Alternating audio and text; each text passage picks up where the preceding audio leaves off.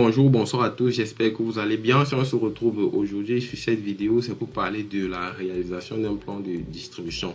Et qui dit plan de distribution dit réalisation des murs. Donc en gros, dans cette vidéo, je vais vous montrer comment réaliser un mur simple, un mur avec enduire, un mur avec isolant, les murs de soubassement, les murs de fondation et bien évidemment les murs de soutènement.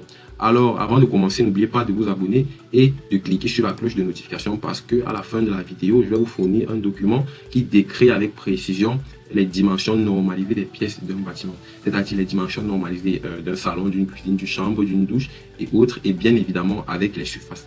Alors, nous allons commencer par définir les différents niveaux de notre construction, c'est-à-dire le niveau de notre plan de distribution. Pour ça, nous allons nous rendre dans élévation. D'accord, une fois dans l'élévation, vous allez sélectionner une vue de votre choix. Là, je vais utiliser la vue Est. Une fois dans la vue Est, là, ce que vous avez à faire, c'est de simplement modifier les noms et les hauteurs. Là, nous allons modifier niveau 0 par rez-de-chaussée. Bien. Là, la hauteur est bonne, nous sommes à 0, 0. Le niveau 1, niveau 2, là, les hauteurs sont correctes. Donc, si vous voulez modifier les hauteurs, vous avez qu'à les modifier. Bien, une fois que nous avons terminé avec les niveaux, nous allons passer à la représentation des quadrillages et pour ça nous revenons en 2D. RDC, vous allez constater que dès que nous avons modifié là, la vue se modifie automatiquement en rez-de-chaussée. Bien, une fois à ce niveau, nous venons dans l'architecture, nous allons utiliser les quadrillages, qui est d'ailleurs une méthode très efficace pour la réalisation des plans de distribution et qui est l'un des avantages du logiciel Revit. Bien, une fois que nous avons sélectionné les quadrillages, nous allons placer notre premier trait de quadrillage. Là, nous activons la nomenclature des deux côtés, c'est-à-dire de part et d'autre. Bien, ce qui nous reste à faire maintenant, c'est de dupliquer notre trait d'axe, d'accord, en fonction des dimensions que nous avons définies, en fonction de notre conception que nous avons fait au préalable. Bon, là, vous n'avez pas le temps de faire une conception, vous allez juste suivre la mienne et inscrire les mêmes dimensions pour qu'on ait le même résultat à la fin. Bien, une fois que vous allez cliquer sur copier, cliquez sur copie multiple pour pouvoir dupliquer le trait d'axe N fois.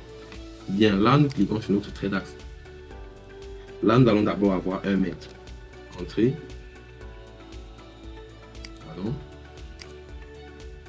Multiple, bien. Là, nous avons 1,93. Entrée. 1,08. 0,93. 4,08. 1,48. Là, c'est bon. Nous revenons dans l'autre sens.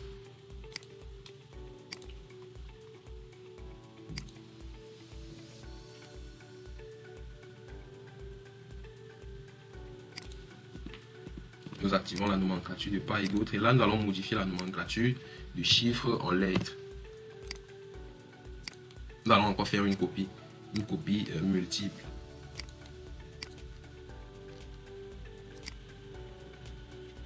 Dans ce sens, nous avons 2 mètres, 1 mètre, 0,98, 2 mètres, 1,1. 0,6, 4 mètres, 1,2 mètres, entrée. Bien. Nous allons redresser les traits d'axe. Bien, je pense que là c'est bon. Maintenant, nous allons modifier l'échelle.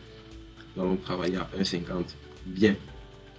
Une fois à ce niveau, la chose que nous allons faire ensuite, c'est de représenter les murs. Et pour représenter le mur, bien évidemment, nous allons aller définir notre mur, paramétrer notre mur, décider s'il aura une couche d'enduit, s'il sera simple ou pas. Pour ça, nous allons nous rendre dans architecture. Une fois dans architecture, nous allons simplement cliquer sur mur. Après avoir cliqué sur mur, nous allons venir là, modifier le type. Là, dupliquer. Nous créons notre propre type de mur. Nous allons mettre la mur extérieur.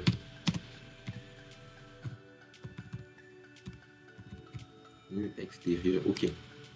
Alors là, nous allons modifier le plus important. À ce niveau-là, nous allons définir maintenant les différentes couches de notre mur. Là, c'est la première couche. Ne pas dire le mur proprement dit, d'accord, l'épaisseur des briques, 0,15. Là, nous allons insérer une deuxième couche qui est la couche d'isolant. Là, nous allons faire remonter. Bien. 0,1. Maintenant, le matériau.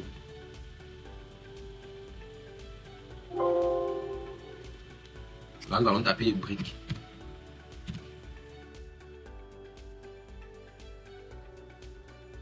les communes. Là, nous allons modifier la vue en premier plan. En premier plan, pardon. Là, nous allons prendre un remplissage. Maintenant, nous allons modifier la couleur. Nous allons prendre un rouge vif. On va rendre ça un peu plus clair. OK.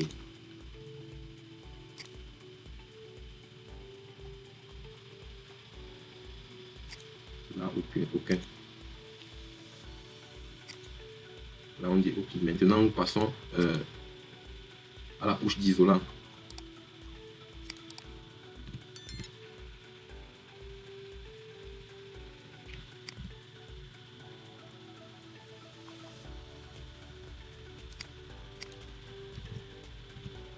Isolant. Isolant, très bien. Vu en premier plan. OK. Couleur noire. C'est parfait. On va cliquer sur OK. Puis on valide. Mur extérieur. Voilà notre mur que nous venons de créer. Alors maintenant, nous allons faire la mise en place de nos murs sur nos différents axes. Là aussi, vous n'allez pas faire une conception. Vous allez suivre les mêmes instructions que moi pour qu'on ait le même résultat à la fin. Là, nous allons quitter de l'axe A à l'axe G.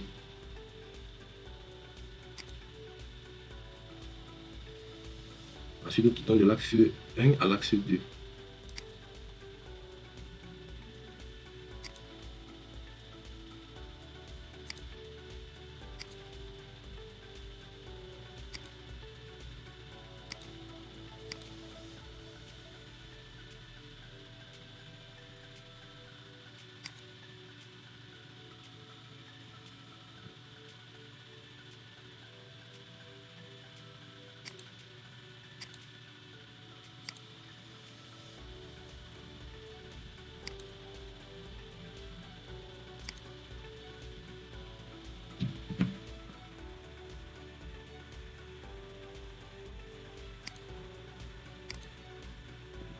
Bien, maintenant, nous allons envoyer la couche d'isolant vers l'intérieur. Pour ça, il nous suffit juste de cliquer sur le mur et ensuite de renverser les flèches.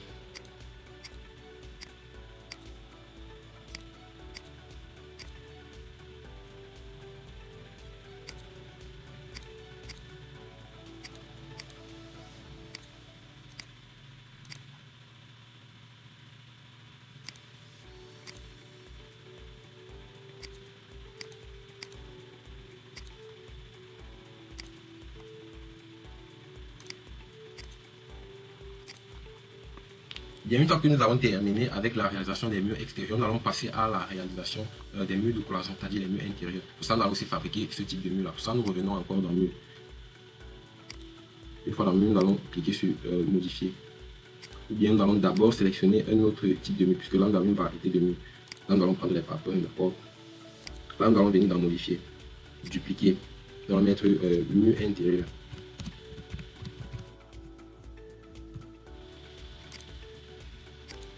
On modifie.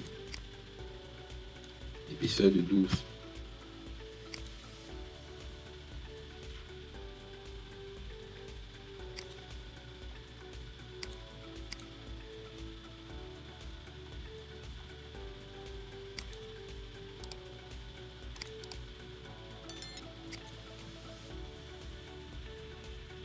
En ce qui concerne les murs intérieurs, là, nous n'avons pas beaucoup de murs intérieurs.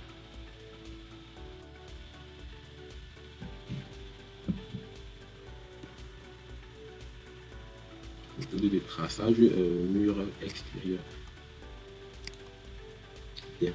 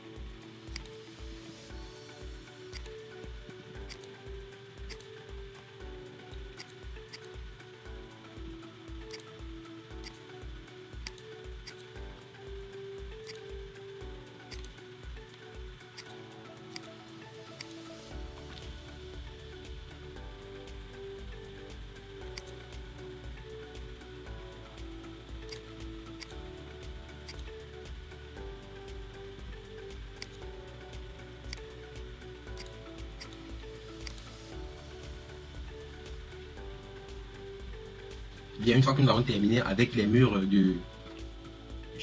intérieurs, maintenant nous allons passer à la réalisation des murs empilés. Je vais vous montrer comment faire un mur empilé, d'accord? C'est-à-dire les murs en étagers. Pour ça, nous allons venir encore dans le mur. Une fois dans le mur, nous allons venir là. Nous avons mur de sous-bassement en briques. Et déjà, sachez que le processus de paramétrage est totalement différent de celui des autres murs. Là, le mur empilé, il est constitué de deux parties, partie haute et partie basse, comme je le disais tantôt. En ce qui concerne la partie haute, comme vous allez constater, quand j'ai cliqué là, la partie haute s'est mise en surbrillance. Si je clique là, la partie basse s'est mise en surbrillance. Maintenant, pour le matériau de la partie haute, c'est à vous de fabriquer, d'accord? Vous choisissez juste le matériau. Ici, là, il n'y a pas un matériau qui vous intéresse. Vous pouvez partir refaire le même processus que celui de fabrication des murs intérieurs, extérieurs, et il va directement apparaître ici, d'accord? Donc là, vous pouvez sélectionner le type de mur que vous voulez. Bien là, nous allons créer notre propre type de mur. Je vais faire un exemple, d'accord? Là, nous allons venir là.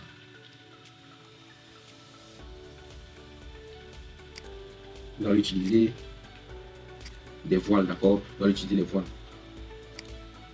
Si nous venons là, modifier, dupliquer, ce sera un mur en pierre. Nous allons mettre pierre. Modifier, épaisseur 30.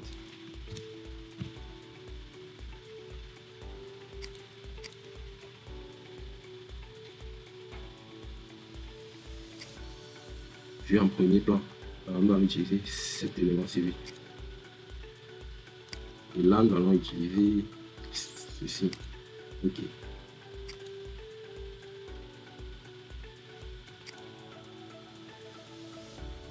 Comme nous l'avons nommé pierre, d'accord. Maintenant, nous allons créer aussi un deuxième type. Ça c'est la partie haute de notre mur. Nous allons créer aussi la partie basse. Nous allons utiliser les murs de fondation, d'accord.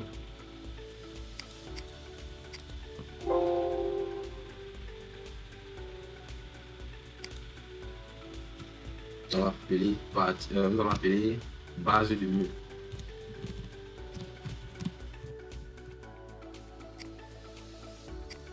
Modifier. Ça, nous allons mettre 70.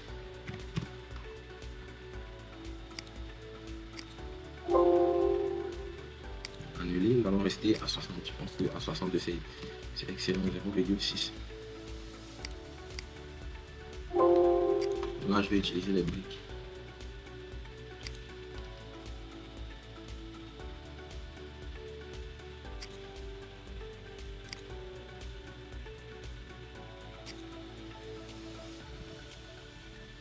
Bien, je vais venir maintenant créer le mur empilé. Je vais maintenant me rendre là sur la seconde, modifier, dupliquer. Je vais l'appeler mur. Mur en état. Mur, je vais l'appeler mur. On va l'appeler mur tout simplement, d'accord. Ok, maintenant nous allons modifier. En partie haute, nous avons décidé que nous allons utiliser les pierres que nous avons créées tout à l'heure, d'accord, que voici. Maintenant en partie basse, nous allons utiliser base de mur que nous avons créé tout à l'heure, que voici. Alors maintenant nous allons juste cliquer sur OK. D'accord, voilà notre mur que nous avons créé. On clique sur OK. Maintenant nous allons passer ce mur là juste à ce niveau, donc ça nous allons d'abord supprimer ceci jusque là. Bien, on revient là, mur empilé. Nous allons le positionner juste là.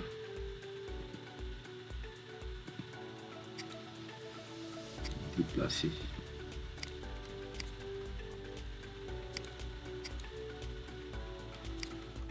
Texture.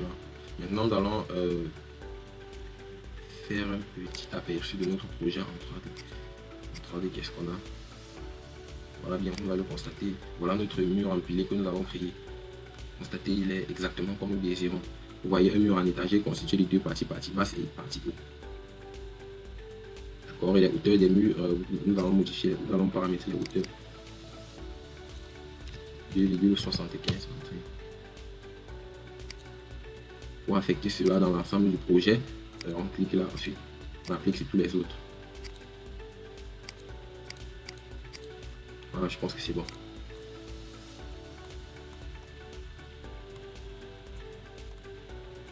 Alors je pense que le processus de fabrication des murs a été assimilé.